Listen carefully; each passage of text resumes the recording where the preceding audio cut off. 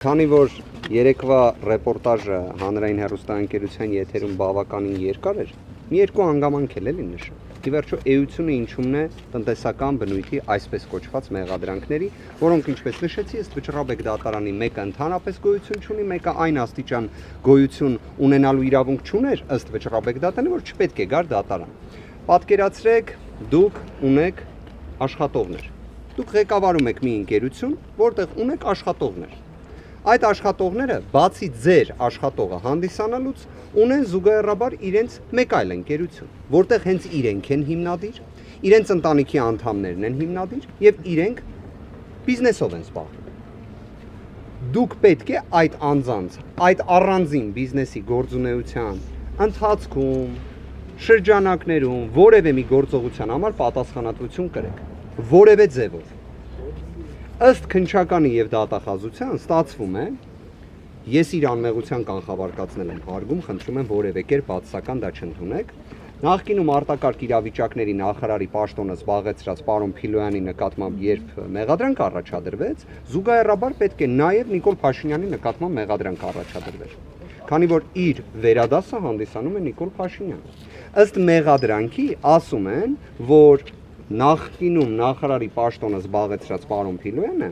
իր կարգավիճակից դուրս գործողություն է կատարել։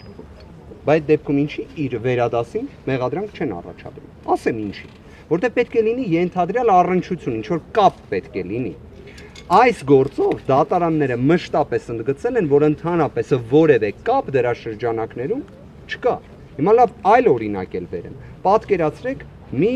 հանրային սննդի օբյեկտ լինի։ Հանրային սննդի օբյեկտի աշխատողներից մեկը իր աշխատանքային ժամից դուրս այլ գործունեությամբ է զբաղվում։ Դրա համար պետք է մեղադրանք առաջադրվի հանրային սննդի օբյեկտի սեփականատիրոջը։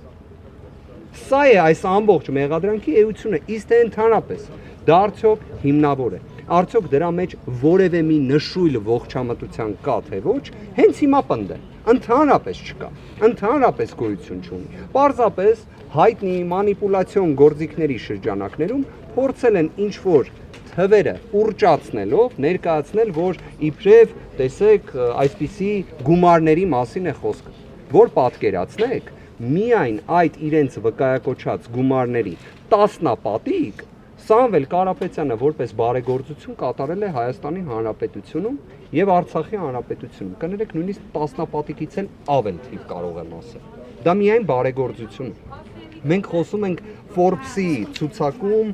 4 միլիարդ 100 միլիոն դոլարի, իդեպ դատախազությունը դրամներից էր խոսում, այդտեղ էր խնդիրը։ Մենք խոսում ենք այդպիսի կարողության մասին, մեր հայրենակցի մասին, ով նաև մշտապես բարեգործությամբ է հանդես եկել եւ արժանացել է ազգային բարերարի կոչմանը։ Կարծում եմ դա առավել քան բավարար է ցանկացած ողջամիտ տրամաբանության ներքո հերքելու ընդհանրապես այս աբսուրդը, ընդհանրապես։ Եվ այստեղ իհարկե հարց է առաջանում, լավ, ինչի համար այս գործը հարուցվեց, ինչի համար է այս գործը պահպանվում, ինչի համար է այս գործը ուղարկվում դատարան, չնայած Վճռաբեկ դատարանը ասում է, որ մի ուղարկեք դատարան։ Լավ, այս ամեն ինչին ինչ որ ողջամիտ պատասխան պետք է լինի։ Ողջամիտ պատասխանների շարքում են սոցիոլոգիական հարցումները, Սամվել Կարապետյանի վարկանիշը, Ուժեղ Հայաստանի վարկանիշը, Հայաստանում 2026 թվականի հունիսի 7-ին ընտրությունները, վերջերս հենց նույն Ուժեղ Հայաստան կուսակցության կազմակերպած միասնության հանրահավաքը եւ դրան արձագանքները։ Այդ ամենը, որ նայեք համակցության մեջ այս աբսուրդային քրեական վարույթի քաղաքական հետապնդման հետ, բոլոր հարցերի պատասխանները կգտնեք։ Մի բան էլ հիշեցնեմ, գործընկերներ, այս քրեական վարույթը տարբերվում է այլ վարույթներից մի քանի այլ հանգամանքներով եւս։ Այս քրեական վարույթի ամենասկզբնական փուլում մենք ունեցանք ազգային անվտանգության ծառայության տնօրենի հրաժարական։ Այս վարույթի արդեն ոչ այդքան սկզբնական, բայց ընթացիկ փուլում ունեցանք քննչական կոմիտեի նախագահի տեղակալի հրաժարական։ Իդեպ քրեական վարույթի նյութերով պարզ է դառնում, որ հենց նշված քննչական կոմիտեի նախագահի տեղակալին էր մակագրվել ի սկզբանե այս քրեական վարույթը։ Այստեղից կարելի է ինչ-որ հետևություններ կամ դատողություններ անել։ Կդժվարանամ ասել, բայց կարող եք դուք անել։ Եվ երրորդ հանգամանք էլ նշեմ։ Ի վերջո սա միակ քրեական վարույթն է, որտեղ մի մեղադրանքով քրեական վարույթը սկսում են, ունենալով դրա շրջանակներում սահմանափակումներ, ընդլայնում են դրա աբսուրդային մեղադրանքը, բայց դրանով էլ չեն սահմանափակվում։ Երբ մենք միջնորդում էինք այս քրեական վարույթի, եթե չեմ սխալվում, 4-րդ ամսին, որ մաս անջատեն, գործը ուղարկեն դատարան, վստահ եմ կհիշեք քննչական կոմիտեի նույնիսկ նախագահը պաշտոնապես հայտարարեց, որ մաս անջատելու գործիքակազմ չկա։ Գիտեք ինչ ենք ստացել այս 135-36 հատորների հետ միաժամանակ։ Մաս անջատելու մասին որոշում։ Հիմա ո՞նց է ստացվում, որ 5 ամիս առաջ, երբ Սամվել Կարապետյանը կալանավորված էր, գտնվում էր Երևան կենտրոն բանտում, մենք խնդրում էինք, որ գործը շուտ ուղարկեք դատարան, որ ամբողջ հանրությունը տեսնի սա ինչ աբսուրդ է, իրենք ասում են մաս անջատել չեն կարող։ Բայց հիմա կարողացան։ Այս գործը հետևաբար նաև ֆանտաստիկայի հնարավորություններ է տալիս քննչական եւ դատախազական ներկայացուցիչներին։ Կրկին գործընկերներ, սա աբսուրդ է, սա քաղաքական հետապնդում է, սա սնանկ է իրավական առումով։ Այս գործը այլ կերպ ասած նման է ջրին, բայց ջուրը եթե կարող ես խմել եւ ջուրը կյանքի հետ է ասոցացվում, այս գործը ասոցացվում է բացառապես ապօրինությունների շղթայի հետ։ Եվ տնային կալանքը րոպե շուտ պետք է վերացվի։ Րոպե շուտ։ Հիմա կլինի դրա շարժառիթը վախերը, կլինի սոցիոլոգիական հարցումները, բայց այս ջուրը պետք է դադարի։ Իրատեսական է համարում պարոն Վարդևանյան, որ խափանման միջոց է տնային կալանքը կարող է փոխել դատարանը այս փուլում երկընտրություններին, օրինակ 2 ամիս է քիչ ժամանակ է մնացել։ Այն, որ քաղաքական հետապնդումը Սամվել Կարապետյանի նկատմամբ իսկապես աննախադեպ է եւ այս քաղաքական հետապնդման շրջանակներում մենք տեսել ենք այնպիսի երևույթներ, որոնք մեղմ ասած անկանխատեսելի են եղել, այսինքն նույնիսկ մենք չենք էլ կարողացել դա պատկերացնել, այդ ամենը տեսել ենք, բայց մենք բոլորս ունենք հավատը առ իրավունքի գերակայություն։ Մենք դրան հավատում ենք։ Այսօրվա Հայաստանում մենք տեսնելով այդքան քաղաքական հետապնդումներ, երբ մենք տեսել ենք նույն ազգային բարերարից մինչև սրբազանների այնպիսի խայտառակ կալանավորումներ, որ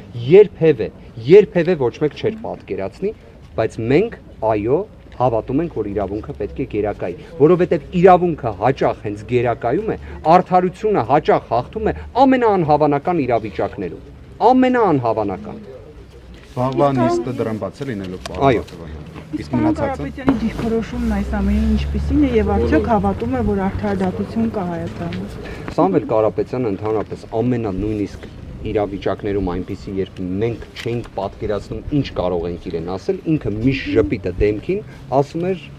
ամեն ինչ լավ է լինելու։ Ու վստահ եմ հենց տենց էլ լինելու։ Իսկ տևողության առումով պարոն Վարդևանյան, ընտրություններին կարճ ժամանակ է մնացել, ինչ է կարծում ես դատական այս փուլը ինչքան կտևի եւ վերջնական։ Մեր խնդիրը հետեւյալն է, հենց դրա համար նաև առաջնահերթության կարգով քննության դիմում ենք ներկայացրել, միջնորդություն ենք ներկայացրել, որ րոպե շուտ ունենանք խափանման միջոցի վերաբերյալ հարցի քննարկում, որովհետև այո, այլևս կենտրոնական ընտրական հանձնաժողովը ընդունում է համապատասխան քաղաքական հայտերը։ Այլևս ընտրական ցուցակները կարող են ներկայացվել կենտրոնական ընտրական հանձնաժողով եւ դրա համար կա վերջնաժամկետ, դա ապրիլի 23։ Անհրաժեշտ է ուղղակի, եթե մենք խոսում ենք Հայաստանում ընտրական գործընթացի նվազագույն երաշխիքների մասին, մենք պետք է ունենանք հնարավորություն, որ ուժեղ Հայաստան կուսակցության նախագահը, վարչապետի թեկնածուն հնարավորություն ունենա անմիջականորեն եւ ամբողջական մասնակցելու նախընտրական ցուցակի ձևավորմանը։ Սա գիտեք, ոչ թե մի ակնկալիք է կամ խնդրանք է, սա ողջամիտ պայման։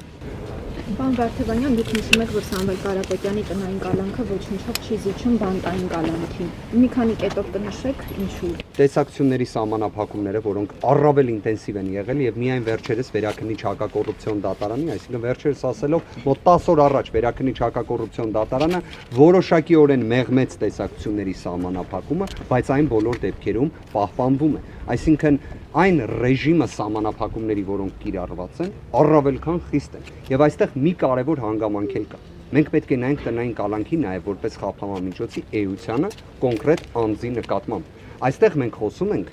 ուժեղ Հայաստան կուսակցության նախագահի մասին, մենք խոսում ենք նախընտրական շրջանի մասին, մենք խոսում ենք օրինակ ամեն շաբաթ կիրակի ուժերից մեկի քարոզարշավի մասին, իսկ ուժերից մյուսի առաջնորդի տնային կալանքի պայմաններում գտնվելու մասին։ Այս իմաստով նաև տնային կալանքը առավել քան ինտենսիվ է, անհամաչափ է, ապօրինի է եւ մեղմ ասած որևէ մի իրավական փաստարկման չի դիմանում։ Այսինքն այս պայմաններում այն պետք է վերացվի։ Պարոն Վարդևանյան, իսկ այդ դեպքում տեսահոլովակը ինչ պայմաններում եւ ինչպես է նկարահանվել, որը տեսանք հանրահավաքում։ Ընտանիքի անդամները Հարազատները, այսինքն այն անձինք, որոնք հնարավորություն ունեին ներկա գտնվելու, տեսակցելու Սամվել Կարապետյանին, նման պայմաններով փորձ է արվել այնքանով որքանով հնարավոր էր այդ տեսաուղերձը նկարահանել, այնուհետև հրապարակել։ Դժվար էր իհարկե, ինքս էլ ներկա եմ գտնվել այդ գործընթացին, անկեղծորեն եմ ասում, բավականին բարդ է, երբ նշված ոլորտում մասնագիտացում ոչ մեկ չուներ հարազատներից։ Թե ինչպես ստացվեց, կարծում եմ հանրության արձագանքները առավել քան խոսում են։ Բաժանորդագրվեք Արմատ մեդիայի ալիքներին սոցցանցերում։ Հետևեք մեզ նաև Armat Media AM կայքում։